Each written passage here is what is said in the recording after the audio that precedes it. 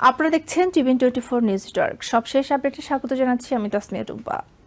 ইরানের উপর আমেরিকার নতুন করে অর্থনৈতিক চাপ বাড়ানোর হুমকির মধ্যে নিষেধাজ্ঞার প্রভাব মোকাবিলায় আগাম পরিকল্পনার আহ্বান জানিয়েছেন দেশটির পার্লামেন্ট স্পিকার ও আমেরিকার সঙ্গে আলোচনায় প্রধান ইরানি প্রতিনিধি মোহাম্মদ বাঘের গালিভাভ। বাগদাদে ইরানি ও ইরাকি ব্যবসায়ী প্রতিনিধিদের এক সমাবেশে তিনি বলেন, আমেরিকার অন্যায্য নিষেধাজ্ঞা মোকাবেলার জন্য ইরানকে এমনভাবে প্রস্তুতি নিতে হবে যাতে এসব পদক্ষেপের প্রভাব কাটিয়ে ওঠা সম্ভব হয়। প্রেসিডেন্ট ডোনাল্ড ট্রাম্প চলতি সপ্তাহে ইরানের বিরুদ্ধে আরও কঠোর অর্থনৈতিক ব্যবস্থা নেওয়ার হুমকি দেওয়ার পর গালিবাফের এই মন্তব্য সামনে এলো। ট্রাম্প সম্ভাব্য নতুন পদক্ষেপকে ইকোনমিক ডি ডে হিসেবে বর্ণনা করেছেন। গালিবাফ কিভাবে নতুন নিষেধাজ্ঞা এড়িয়ে যাওয়ার পরিকল্পনা করছে সে বিষয়ে বিস্তারিত কিছু জানাননি। তবে তার বক্তব্যে ইঙ্গিত মিলেছে তেহরান স্বীকার করছে যে দীর্ঘদিনের আমেরিকান নিষেধাজ্ঞা এবং সাম্প্রতিক যুদ্ধের কারণে দেশটির অর্থনীতি বড় চাপের মধ্যে রয়েছে। আমেরিকা এর মধ্যে ইরানের অর্থনীতি ও নেতৃত্বের ওপর ব্যাপক নিষেধাজ্ঞা আরোপ করেছে। তেহরানের সঙ্গে বাণিজ্য করা বিদেশি প্রতিষ্ঠান ও বিভিন্ন সংস্থার বিরুদ্ধেও নিষেধাজ্ঞা দিয়েছে ওয়াশিংটন। তবে এবার ইরানের তেল কিনছে এমন দেশগুলোকেও লক্ষ্যবস্তু করার প্রস্তুতি নিচ্ছে ট্রাম্প প্রশাসন।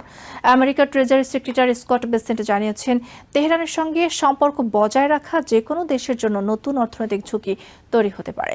সোমবার এক সংবাদ সম্মেলনে নতুন অর্থনৈতিক পদক্ষেপের বিস্তারিত তুলে ধরার কথা রয়েছে বেসেন্টের। 1979 সালের ইসলামিক বিপ্লবের পর থেকে ইরান বিভিন্ন পর্যায়ের আমেরিকান নিষেধাজ্ঞার মধ্যে রয়েছে। দীর্ঘদিন ধরে নিষেধাজ্ঞার প্রভাব কমাতে তেহরান অর্থনীতির বিভিন্ন খাতকে বৈচিত্র্যময় করার পাশাপাশি চোরাচালান রুট এবং নতুন আন্তর্জাতিক বাজার ব্যবহারের চেষ্টা করেছে। তেলের বাজারেও ইরান বিকল্প ক্রেতা খুঁজে নিয়েছে। বিশেষ করে চায়নার সঙ্গে বাণিজ্য সম্পর্ক তেহরানের জন্য গুরুত্বপূর্ণ হয়ে উঠেছে। সাম্প্রতিক সময়ে আমেরিকার নৌ অবরোধের প্রভাব এড়াতে স্থলপথে বাণিজ্য বাড়ানোর চেষ্টা করছে ইরান।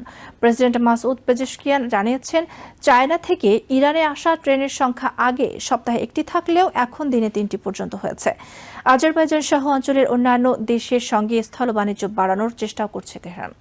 ইরানের পার্লামেন্টের অর্থনৈতিক কমিশনের চেয়ারম্যান শামসুদ্দিন হোসেইনি বলেছেন, দেশের দক্ষিণাঞ্চলের বন্দরগুলোর উপর নির্ভরতা কমাতে হবে।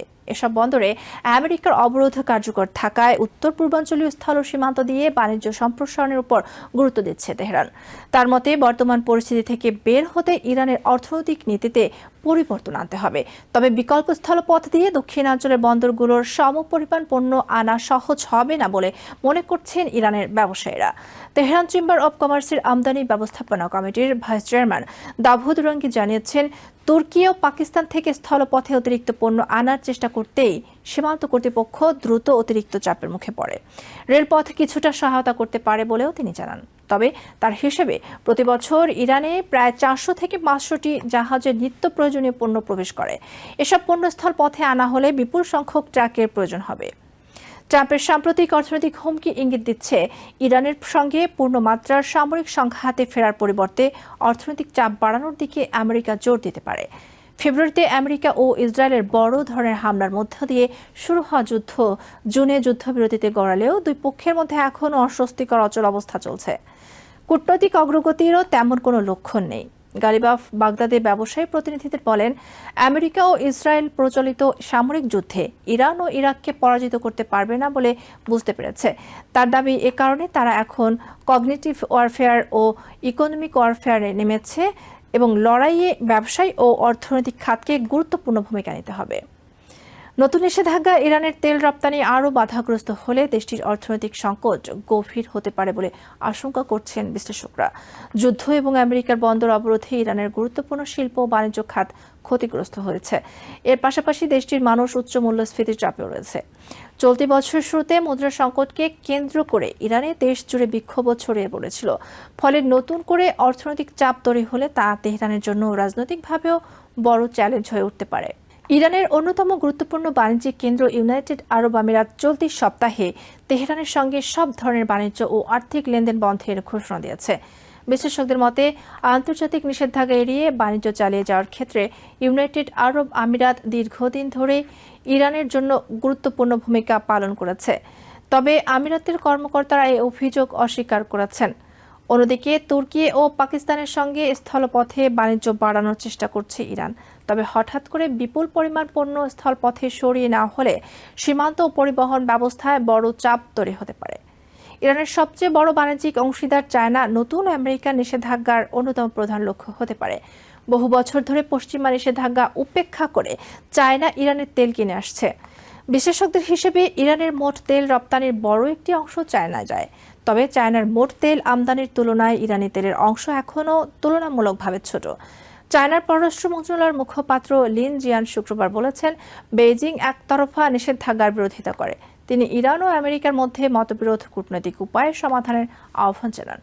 যুদ্ধবিরতির পর ইরান হরমুজ প্রণালীর ওপর কার্যকর নিয়ন্ত্রণকে আলোচনায় নিজেদের গুরুত্বপূর্ণ কৌশলগত শক্তি হিসেবে দেখছে।